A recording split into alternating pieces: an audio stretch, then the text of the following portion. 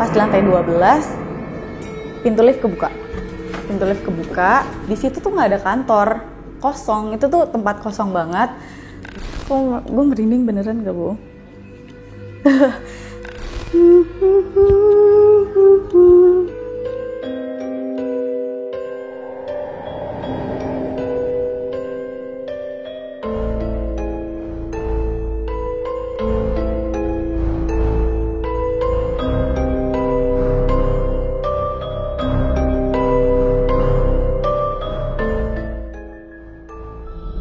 Om Mamat, obrolan malam Jumat. Kembali lagi bersama gue Fajar Aditya. Kali ini di Om Mamat Season 2. Terima kasih buat kalian yang telah klik video kali ini. Malam Jumat, waktunya sama narasumber. Nah, di episode ini agak cukup spesial nih, karena sedikit banyak ngingetin gua sama salah satu cerita legend di RJ5. Lantai 12. Mengisahkan seorang security penjaga gedung kantor di malam hari, yang kerap mengalami gangguan-gangguan edan ketika dia berjaga. Bahkan, sampai dia harus resign dari kantor tersebut setelah mengetahui kebenaran di gedung itu. Nah, pada kali ini, menurut tim RJ5, narasumber kita ini memiliki kemiripan-kemiripan dengan cerita dari lantai 12 punya Alfi. Selamat malam, Lala. Ya, selamat malam. Sebelum gue lanjutin nih, sebelumnya lu udah pernah tahu belum sih cerita lantai 12 di RJ5? Udah pernah sih, udah pernah nonton juga. Lu pernah mikir gak sih kayak kok rada-rada mirip ya sama pengalaman gue gitu? Iya, awalnya juga gue pas dengar, kan itu beberapa episode ya. Gue pikir ini apa gedungnya sama, cuma gue gak tahu juga sih itu gedungnya sama apa enggak. Kebetulan kalau di gue, lantai 12 itu kebetulan kosong kantor, gak ada kantor di situ. Oke, nanti kita bahas aja di akhir video ya. Tapi lu mengalami banyak pengalaman horor ketika bekerja di gedung ini? Banyak pengalaman yang nggak bisa gue lupa di situ. Jadi ternyata bukan gue aja. Setelah gue ngobrol-ngobrol sama security, sama OB, sama teman-teman yang lain juga banyak sih yang ngalamin kejadian di sana.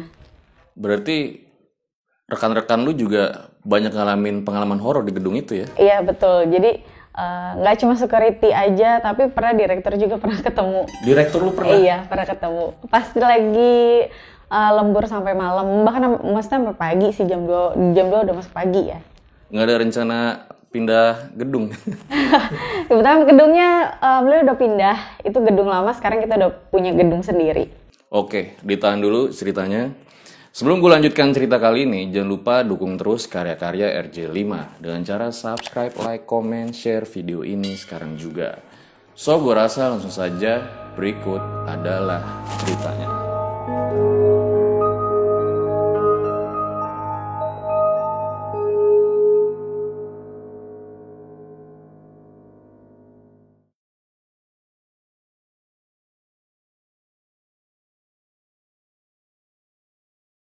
Ini pengalaman gue waktu kerja di salah satu gedung di daerah Jakarta Selatan.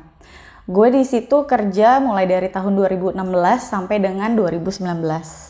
2019 akhirnya kantor gue nggak di situ lagi, kita pindah ke gedung lain.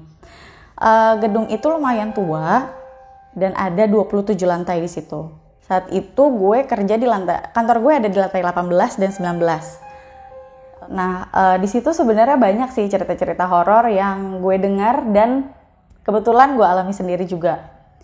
Banyak banget yang sampai nggak bisa gue lupain sampai sekarang. Karena kayak gila banget sih gue bisa ngelihat kayak gitu. Salah satunya pernah ada suatu hari, kebetulan kerjaan gue tuh edit-edit video juga. Karena banyak revisi, tapi video itu harus tayang besok pagi. Mau gak mau gue lembur kan. Akhirnya gue lembur waktu itu sampai jam berapa? Sampai jam 11 kalau gak salah. Nah pas jam 8:30 gue lagi render video. Udah selesai nih gue render video. Ya udah gue tinggal dulu karena lama. Daripada gue nggak ngapa-ngapain, gue akhirnya ke bawah. Oh ya, di situ gue sama 2 orang lainnya. Itu sebenarnya atasan gue juga. Ada sebut namanya Pak Ikin sama Mas Dwi. Nama asli, nggak apa-apa ya. Waktu itu udah tuh, gue izin ke bawah dulu ya beli minum. Oke, akhirnya gue ke bawah beli minum. Udah selesai beli minum, gue naik lagi ke atas. Kebetulan kan udah malam juga. Udah malam udah pasti gedungnya sepi kan. Cuma ada beberapa security aja yang jaga di situ, jaga bagian pos di bawah, ada yang di lobi juga. Udah gue beli, akhirnya gue naik lift sendiri dong pastinya karena sudah sepi. Jadi di lift di kantor gue itu harus input dulu. Kita mau ke lantai berapa? Gue input ke lantai 18. Oke, baru diarahin ke naik lift mana. Gue naik lift.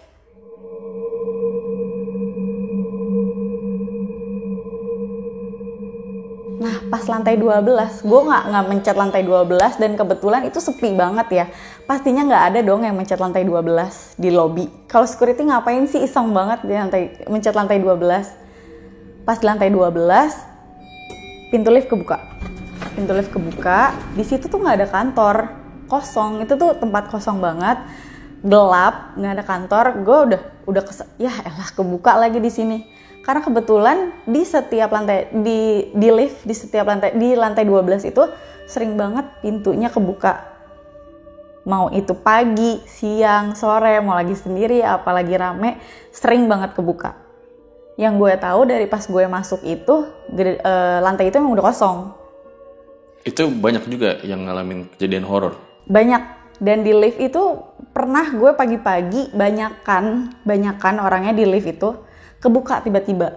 Mereka kayak di lift itu kayak gimana sih, orang udah biasa, ya elah gitu doang. Kebukanya itu di lantai 12 doang? 12. Padahal kita kalau mau naik lift tuh harus input dulu kan, mau lantai ke berapa.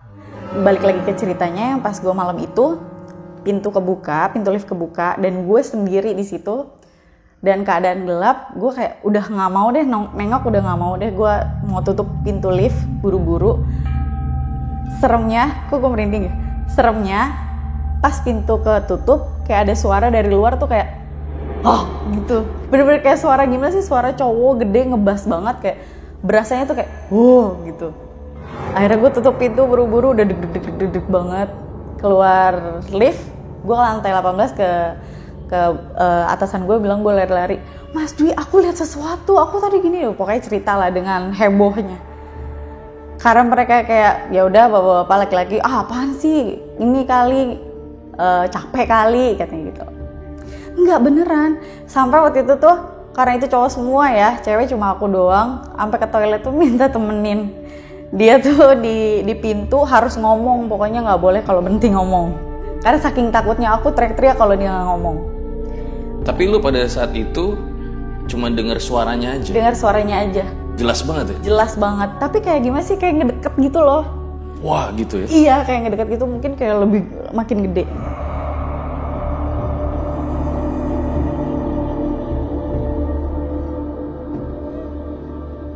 Oke, abis itu udah selesai dari kamar mandi, dari WC, gue balik lagi kerja, kerjain segala macam, revisi sampai jam 10:30 atau jam 11 malam gitu selesai. Udah selesai, ya udah akhirnya kita pulang, masing-masing tuh beda-beda. Gue kebetulan waktu itu masih tinggal di Bogor, naik kereta.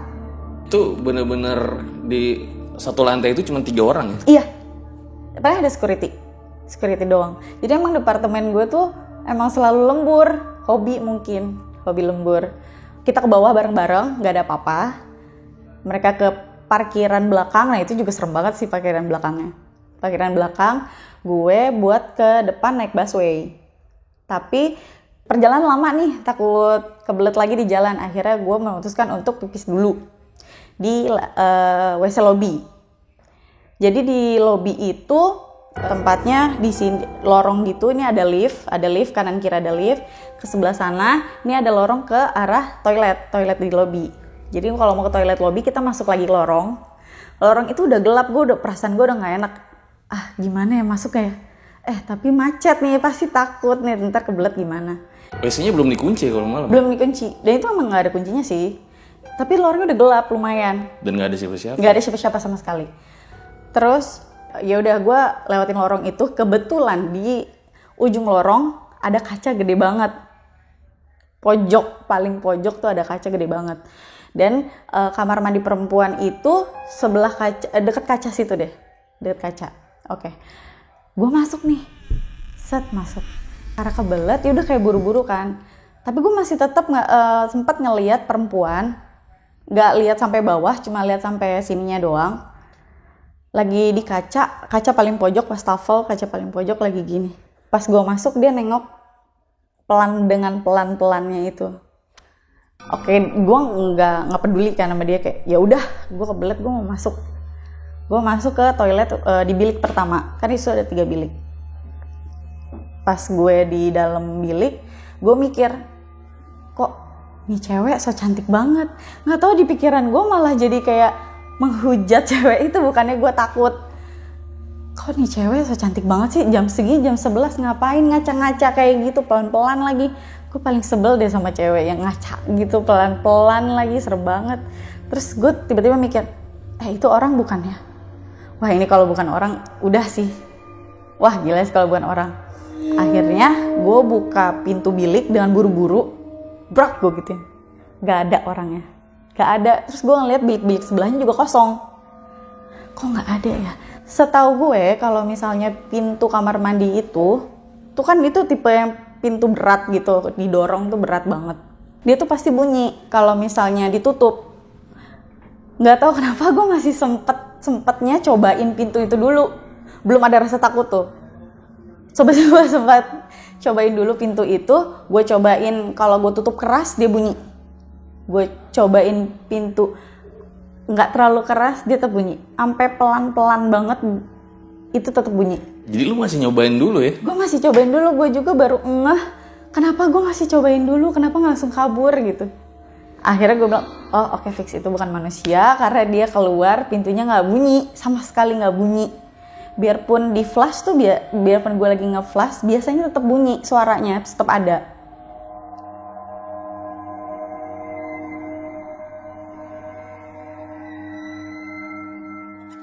Akhirnya gue langsung lari, gue nggak jadi naik busway karena pengen buru-buru pulang. Akhirnya gue order ojek online di situ. Tetap harus nungguin tapi deket-deket satpam. Pak, tungguin bareng ya. Kenapa? Nggak apa-apa. Di situ, gitu doang. Dia kayak udah tahu gitu. Yalah dia pasti sampai malam udah pasti ngelihat macem-macem. Itu di hari yang sama. Benar-benar bikin capek banget. Ini sorry gue potong nih. Lu boleh gambarin gak sih cewek yang lu lihat pada malam itu? Waktu itu yang gue lihat sebenarnya sekilas karena gue buru-buru. Gue ngelihat pokoknya dia cuma segini, gue nggak ngelihat bawahnya ada atau enggak. Dia pakai baju putih, pas banget dia pakai baju putih, rambutnya kayak segini, mukanya cantik. Dia lagi gini nih, gue lihat dia masuk tuh lagi giniin sisir, gini sambil lihat ke kaca. Pas gue masuk, dengan perlahan dia nengok, tapi mukanya datar, nggak yang gimana datar gimana sih, gitu doang. Kok gue merinding beneran gak bohong. Oh iya, dia tuh sambil senandung. Keselnya sambil senandung. Gue bilang, so cantik banget sih ini orang sambil senandung, lagi ngapain sih malam-malam gitu. Kalau senandung kan makin bikin serem ya. Tapi di situ gue masih belum kepikiran aneh-aneh sih. Masih oh ya udah dia nunggu dijemput kali dan tapi dulu. Cantik ya? Cantik, gue juga bingung. Makanya nggak mikir macam-macam karena dia looksnya cantik. Dan harusnya kan kalau karyawan jam segitu lembur, capek, kucel ya, dia masih cantik aja. Makanya gue gak mikir macam-macam sih. Boleh lu panjangin gak pas senandungnya gimana? Ntar gue takut lagi kan, merinding lagi. Gini pas ngaca, di kaca dia pokoknya di wastafel paling pojok. Gitu, gue nggak tahu, kayak gitulah kurang lebih. Lagu apa ya kira-kira? Nggak tahu dia lagu apa. Itu juga udah buru-buru kan. Ih, apaan sih gini gitu. Oke, tapi pada hari itu lu sampai rumah dengan selamat ya? Alhamdulillah aja lagi ya? Sampai pulang itu nggak ada apa-apa, nyampe rumah dengan selamat itu jam 1 pagi. Oke.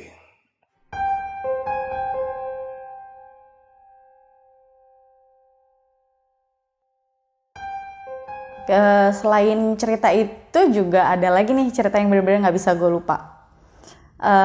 Jadi ini cerita di lantai kantor gue, di lantai 18.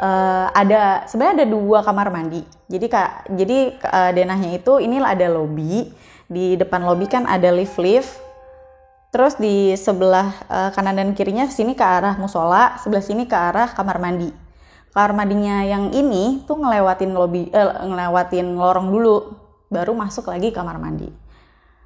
Lah, sebelum lanjut ceritanya, boleh lo gambarin nggak denah lobby sama lantai 18 lo? Kalau lobby, jadi pas pintu masuk kita ketemu sama security yang buat ngecek tas itu. Jalan lagi masuk, ini ada lift di kanan kiri. Terus jalan lagi di sebelah lift itu ada yang sebelah sini, sebelah kiri ada lorong, ada salah satu bank di situ, baru ke parkiran. Kalau misalnya lorong yang kanan itu ada pintu ke arah kamar mandi yang gue ceritain tadi. Sebelah sananya lagi ada lorong buat masuk ke parkiran juga. Terus di depannya itu ada tangga besar mau ke bawah, itu ke arah restoran. Kalau di lantai 18 kita keluar dari lift, ada lift kanan kiri situ. Belok kanan itu ada lobby utama. Di sebelah lobby di kanan kirinya itu ada pintu masuk ke arah ruangan-ruangan karyawan, kanan kiri.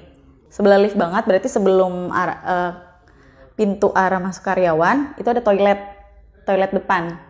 Nah, kalau mulai lagi dari lift, kalau kita keluar, kita balik ke arah sini tuh ada lorong ke musola. Sebelah sini ada toilet yang kurang lebih gitulah denahnya. Kalau di lobby lantai 18. Nah, kalau di bawah itu pos security-nya ada berapa ya? Pos security ada di bagian depan kanan kiri. Terus di belakang juga ada. Ada pos juga sih, cuma nggak tahu itu jarang ada satpam di situ. Di tengah-tengah lah sebelum parkiran. Di lobby tuh? Bukan di dalam gedung sih, itu masih di luar. Kalau di lobby gue nggak tahu deh kalau malam. Di dalam ada yang jaga tapi? Kalau gue pulang malam pasti ada sih yang nungguin di situ.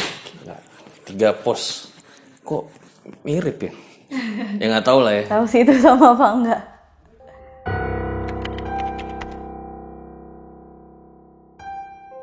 Biasanya di kamar mandi itu tempat cewek-cewek dandan, nyatok, dandan pagi lah pokoknya. Kebetulan karena gue tuh selalu telat, jadi gue tuh udah nggak bareng-bareng mereka, jadi sering sendiri.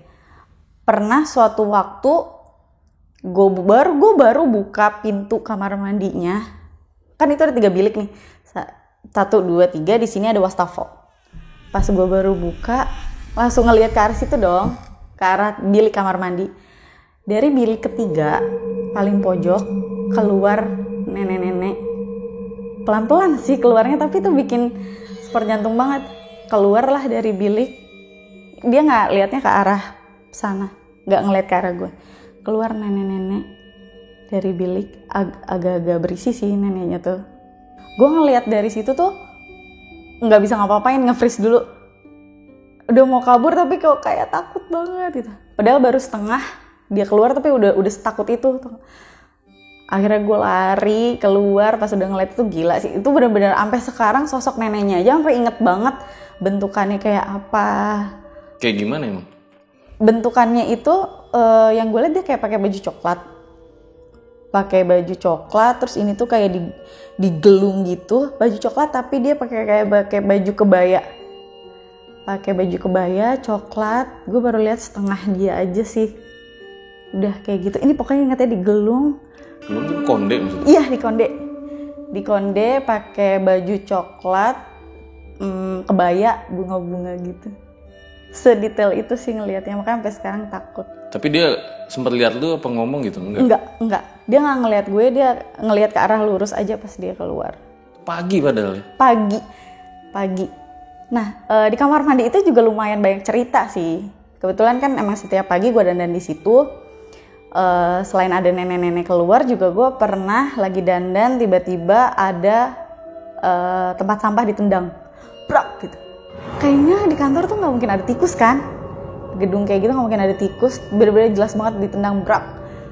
Tapi kalau di belakang itu memang banyak banget. Jadi selain gue juga kebiasaan namanya cewek cerita-cerita ya sama teman-teman. Tadi gue ngeliat ini. Nah pas gue cerita, salah satu teman gue juga bilang, aku juga lihat Kak yang nenek-nenek itu. Gitu. Jadi sebenarnya si nenek-nenek itu bukan cuma gue doang yang lihat berarti. Dengan baju yang sama? Iya. Di WC itu juga? Dia cuma bilang pakai baju kebaya. WC yang sama, bilik ketiga. Lantai 18 juga? Lantai ya? 18. Banyak banget sih itu emang cerita serem di situ. Banyak juga dari security cerita-cerita segala macam. Berarti banyak juga ya kejadian-kejadian yang dialamin oleh teman-teman lu, terus lu denger juga ceritanya. Ada lagi nggak yang mungkin nggak bisa lu lupain lah cerita-cerita mereka gitu? Ada sih banyak. Salah satunya yang paling gue kayak bingung gitu. Jadi kalau di kantor gue kan ada closing ya. Ada closing setiap akhir bulan. Jadi kan itu pasti sampai jam 2 pagi, sampai jam 12 pagi, tergantung selesainya. Ada suatu malam, direktur, gue bingung direktur juga sampai diliatin gitu. Direktur gue sama ada salah satu kepala divisi, kayak udah selesai nih mereka nih kerjaannya.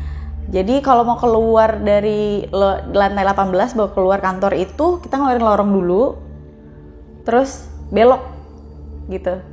Jadi gue juga ceritain sih. Jadi mereka tuh jalan dulu tuh di lorong itu, terus pas belok, set di situ ada kunti. Ya awalnya kayak masa sih Pak yang bener? Iya berarti, iya emang bener. Mereka bilang, sampai bos gue juga diceritain sama dia, iya bener kemarin Pak ini ngelihat loh. Dijelasin nggak kayak gimana tuh? Bilangnya cuma kunti gitu doang. Gimana? Nggak mau jelasin lagi. Tapi kabur gak direktur? Kabur katanya sih. Ya mau gimana, mau kesana, ya balik lagi jadinya. Minta temenin ya, untung masih ada orang ya? Untung masih ada orang, karena itu kebetulan closing ya, jadi sampai malam itu masih rame. Direkturnya juga mungkin kalau diulik-ulik ada lagi kali. Makanya direkturnya udah resign. Oh udah resign? Bukan gara-gara itu, kan? Bukan gara-gara itu.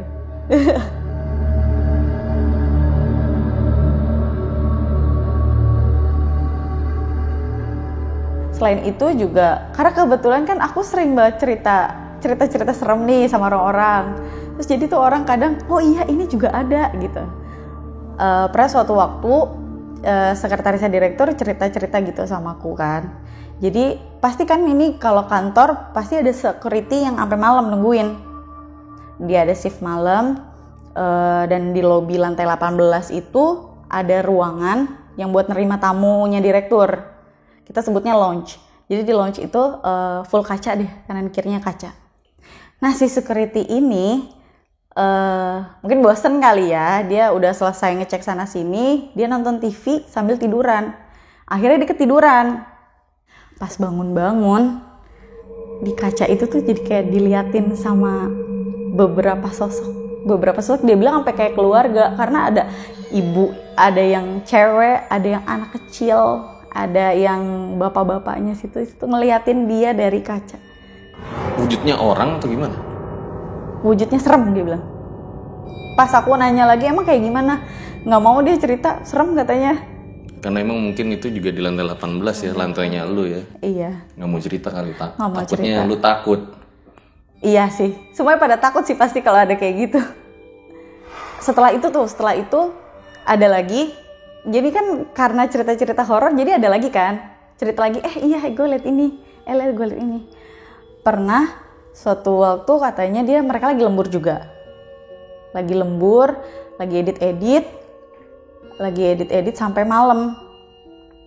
Terus dia jadi daerahnya tuh ini ada ruangan direktur, sebelah sini ada ruangan sekretaris. Jadi mereka tuh arah lurusan ruangan direktur, ruangannya di sini. Pas lagi malam-malam, kok kayak ada cewek lewat dari arah ruangan sekretaris sampai ke, dia masuk ke ruangan direktur. Direkturnya direktur Jepang. Dia masuk dari ruangan sekretaris ke ruangan direktur. Kebetulan gue juga pernah lihat sih, si sosok cewek itu pernah lihat. Dia lagi ngelewat. Karena yang ngelihat itu kalau nggak salah bukan gue dan satu teman gue itu, jadi beberapa orang ada yang pernah bilang ngelihat tuh cewek itu bolak-balik selalu. Dari ruangan sekretaris ke ruangan direktur, bolak-balik. Sosok yang sama jangan-jangan kayak yang lu lihat di lobi. Kayaknya sih sosok yang sama yang nampakin ke direktur gue. Karena bilangnya Kunti pakai baju putih. Apa nggak semua? Apa dilihatnya sama kayak gitu kan? Kunti semuanya nggak pakai baju putih ya. Ngelihatnya mungkin kayak gitu karena jaraknya juga sama. Jaraknya juga deket banget. Ini lorong mau ke arah keluar, seberangnya tuh langsung ruangan direktur. Mungkin dia feeling gue ya, dia ke situ-situ aja. Tapi emang ya kalau di kantor itu selain banyak dramanya, salah satunya yang seru-seru itu cerita horor ya. Betul, cerita Dulu horor. di kantor gue juga cuman OB sih yang ngalamin. Jadi kan dia pagi biasa kan bersih-bersih, nyapu-nyapu dulu kan sebelum karyawan pada datang gitu kan. Nah pas dia lagi bersihin satu ruangan itu printnya nyala. Nit, print yang kayak gitu. Nit. Nah pas dia mau matiin, lu tau nggak? Ternyata itu belum dicolokin. Ya nggak mungkin dia bisa bunyi sih kalau misalnya nggak dicolokin ya. Nggak ngerti kan lu? Iya. Dan itu OB itu cerita ke gua pas siangnya gitu kan, kita lagi santai-santai gitu ya. Tadi pagi gua kayak gini gitu. Nah itu sebetulnya gue jadi teringat tuh salah satu cerita narasumber RJL. Dia di kos berhantu tuh yang 4 tahun tuh. Iya. Jadi pas dia ke kosan, pulang dari kuliah, kipasnya tuh nyala. Berapa lama gitu, tiba-tiba kipasnya mati kan. Loh kok mati sih, rusak apa gimana gitu kan. Karena panas dia mau coba ngeliat tuh. Dan ternyata, lo tau, kabelnya belum nyolok. Kosannya di Depok gitu ya. Iya, jadi kok bisa gitu ya? Ya nggak tahu lah ya. Nggak tahu lah ya. Mereka Tapi ya itulah ya 10 menit mungkin cerita-cerita di kantor lah ya. ada juga cerita. Yang ini emang udah jadi cerita bersama lah di kantor itu ya. Ada security. Karena gue tuh deket juga kan sama security lah segala macam. Dia tuh selalu cerita. Gue tuh waktu itu mau ke toilet kan. Maghrib juga mau ke toilet. Ada security gue lagi di depan kamar mandi. Lagi gini aja. Lah, tadi ada cewek masuk. Gue gak kenal, dia bilang gitu. Karena dia security senior kan, dia pasti kenal sama semua karyawan. Gue gak kenal. Dia kok gak keluar-keluar ya? Coba lu cek Gih, masuk. Ya gue bingung juga sih, mau gue masuk gue serem juga. Gue bilang, oh enggak lu, ini kali salah lihat. Gue bilang, coba deh lu masuk, ada orang gak? Gue bilang, yaudah gue masuk ya. Pas gue lihat, gue sampai ngecek di bilik-biliknya itu, gak ada orang. Udah selesai dari WC, gue keluar bilang sama dia, gak ada orang. Gue bilang, ah masa sih?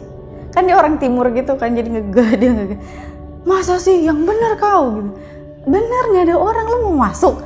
Enggak lah, perempuan. Enggak ada orang, sumpah gue gak bohong. Ini tuh dari tadi dia masuk gak keluar-keluar. Masa iya ke toilet cowok? Kan gak mungkin kan. Ya gak ada, terus gue harus bilang ada. Ya udah gak ada orang. Tapi emang dia bilang itu sering banget si cewek masuk gak keluar lagi. Dan dia gak kenal. Itu wujudnya kayak pegawai biasa gitu? Iya, dia bilang. Karena kebetulan gue juga gak pernah lihat ya. Gue baru tahu cerita dari dia aja dan sama teman-teman yang lain. Kalau sering banget ada perempuan masuk ke toilet. Tapi lama gak keluar-keluar lagi. Kayak gitu.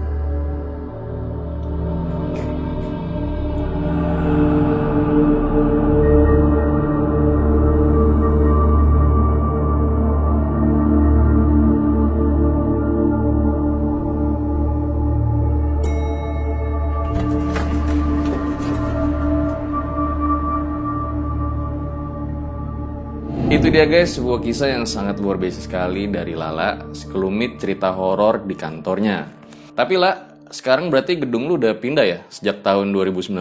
Iya, gedungnya tuh dulu di daerah agak tengah kota Jakarta Selatan, sekarang masih Jakarta Selatan juga sih.